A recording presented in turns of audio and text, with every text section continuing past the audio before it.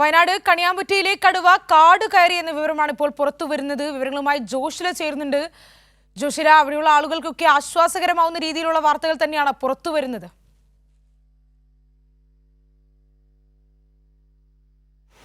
തീർച്ചയായും ശ്രീനിധി, വയനാട് പച്ചിലക്കാട് ഇറങ്ങിയ കടുവ പാതിരി റിസർവിലേക്ക് കയറിപ്പോയി എന്നുള്ള സ്ഥിരീകരണമാണ് ഇപ്പോൾ DFOയിൽ നിന്നും ലഭിച്ചിരിക്കുന്നത്. കഴിഞ്ഞ 3 ദിവസമായി കണിയാമ്പറ്റ പനമരം പഞ്ചായത്തുകളിലെ ജനങ്ങളെ ആകെ ആശങ്കയിലാഴ്ത്തിയ കടുവ, ആ കടുവയെ കാട് കയറ്റാനുള്ള ശ്രമം തന്നെയായിരുന്നു കഴിഞ്ഞ 3 ദിവസങ്ങളിലായും വനം വകുപ്പ് സ്വീകരിച്ചു വന്നത്.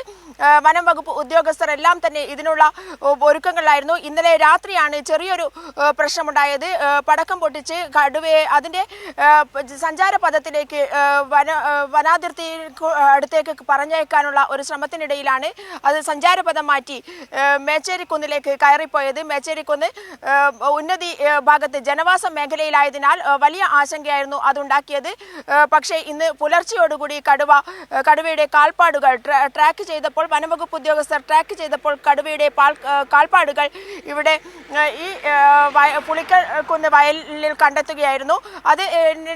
അതിനെ പിന്തുടർന്നാണ് പിന്നീട് ഈ കടുവയെ ആ പുഴയോരത്ത് വരെ കാൽപ്പാടുകൾ കണ്ടെത്തുകയും അതിനുശേഷം പാതിരി റിസർവിലേക്ക് കടുവയെ കയറ്റാൻ വനംവകുപ്പ് ഉദ്യോഗസ്ഥർക്ക് സാധിച്ചതും. എന്തായാലും 3 ദിവസത്തെ വനംവകുപ്പിന്റെ എല്ലാ പ്രവർത്തനങ്ങളും അത് കുങ്കിയാനകളെ അടക്കം ഇവിടേക്ക് കൊണ്ടുവന്നുകൊണ്ട്, ഭരത് വിക്രം എന്നുള്ള കുങ്കിയാനകളെ മുത്തങ്ങയിൽ നിന്നും ഇവിടേക്ക് കൊണ്ടുവന്നുകൊണ്ടുള്ള വലിയ ഒരു ശ്രമകരമായ ദൗത്യം തന്നെയാണ് വനംവകുപ്പ് സ്വീകരിച്ചത്. കഴിഞ്ഞ 3 ദിവസങ്ങളിലായി അത്തരത്തിലുള്ള ഒരു ശ്രമകരമായ ദൗത്യം, അത് ജനങ്ങൾക്കൊന്നും തന്നെ അപായമൊന്നും സംഭവിക്കാതെ കടുവയെ നിരീക്ഷിച്ച് തങ്ങളുടെ സർവൈലൻസിനുള്ളിൽ തന്നെ കടുവയെ നിലനിർത്തിക്കൊണ്ട് അതിനെ കാട് കയറ്റാൻ സാധിച്ചിരിക്കുന്നു എന്നുള്ളത് തന്നെ വലിയ ഒരു കാര്യമാണ്. വനംവകുപ്പിനെ സംബന്ധിച്ചിടത്തോളം നാട്ടിലേക്ക്, ജനങ്ങളുടെ ഇടയിലേക്ക് ഇറങ്ങി വന്ന കടുവയെ മറ്റ് വളർത്തുമൃഗങ്ങളെ പോലും ഉപദ്രവിക്കാതെ തിരികെ കാട്ടിലേക്ക് തന്നെ കയറ്റാൻ സാധിച്ചു എന്നുള്ളത് തന്നെയാണ് വനംവകുപ്പിനെ സംബന്ധിച്ചിടത്തോളം, അല്ലെങ്കിൽ വനംവകുപ്പ് ഉദ്യോഗസ്ഥരെ സംബന്ധിച്ചിടത്തോളം അവരുടെ പ്രവർത്തനങ്ങളുടെ നെറുകയിലെ ഒരു പൊൻതൂവൽ എന്നുകൂടി വേണം വിശേഷിപ്പിക്കാൻ ഇതിനെ. എന്തായാലും ആ പ്രവർത്തനങ്ങൾ വിജയം കണ്ടിരിക്കുന്നു എന്ന് വേണം പറയാൻ. ഇന്ന് ആ പ്രവർത്തനങ്ങളുടെ പരാജയപ്പെടുകയാണെങ്കിൽ മയക്കുവെടി വെക്കാൻ സർക്കാർ ഉത്തരവുണ്ടായിരുന്നു. എന്നാൽ പോലും അതിന് തൊട്ടു മുൻപ് തന്നെ അത്തരം ഒരു ദൗത്യത്തിലേക്ക് കടക്കേണ്ടി വന്നില്ല. അതിന് തൊട്ടു മുൻപ് തന്നെ ഈ പ്രവർത്തനങ്ങളുടെ എല്ലാം ഭാഗമായി തെർമൽ ഡ്രോൺ അടക്കം ഉപയോഗിച്ച് ട്രാക്ക് ചെയ്ത് അതിന്റെ സഞ്ചാരപഥത്തിലേക്ക് തന്നെ തിരികെ വിടാൻ സാധിച്ചിരിക്കുന്നു എന്നുള്ളത് പരിസ്ഥിതിയെ സംബന്ധിച്ചിടത്തോളം, വനത്തിന്റെ ഒരു ജൈവഘടനയെ സംബന്ധിച്ചിടത്തോളവും അതേസമയം തന്നെ ജനങ്ങളുടെ സുരക്ഷയും ഒരേ സമയം ഉറപ്പാക്കാൻ വനം വകുപ്പ് ഉദ്യോഗസ്ഥർക്ക് സാധിച്ചിരിക്കുന്നു എന്നുള്ളതിന്റെ ഉദാഹരണമാണ്. എന്തായാലും ദൗത്യം വിജയകരമായിരിക്കുന്നു. DFO അവസാനം പത്രസമ്മേളനം വിളിച്ച് മാധ്യമപ്രവർത്തകരോട് കാര്യങ്ങൾ വിശദീകരിച്ചിരിക്കുന്നു. 5 വയസ്സുള്ള ആൺകടുവയാണ് ഇറങ്ങിയത്.